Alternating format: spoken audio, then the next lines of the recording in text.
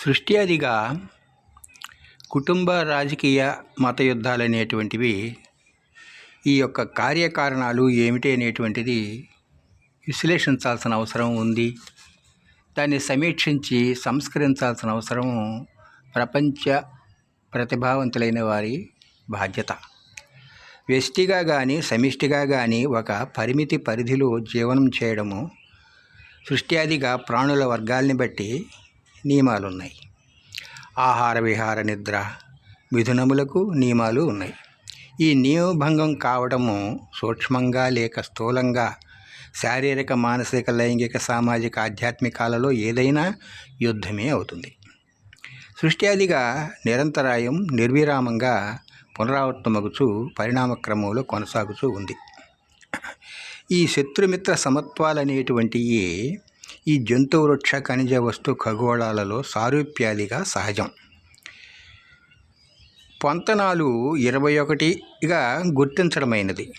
సృష్ట్యాదిగా పరిణామక్రమంలో ఏ విధంగా ఉన్నవి గమనించడం మానవులలో అసాధారణ ప్రజ్ఞావంతులకే సాధ్యమవుతుంది మరియు మానవేతర ప్రాణులన్నింటిలోనూ సాధ్యమగును.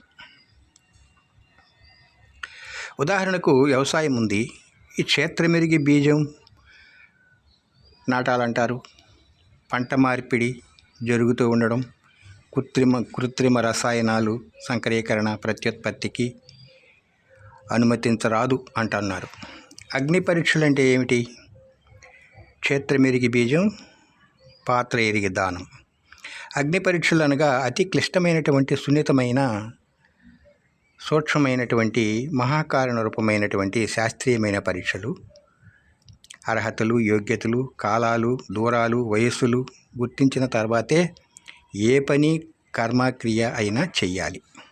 ఉదాహరణకు వివాహాలు కానీ, స్నేహాలు, శత్రుత్వాలు, నివాసాలు, సంబంధాలు, జంతు వృక్ష ఖనిజ వస్తు అక్షాంశ రేఖాంశ గ్రిడ్ ఘన ద్రవ వాయు ఆవరణలలో జీవనం కొనసాగింపు కాలం గమనించడం ఇవన్నీ కూడా అవసరం.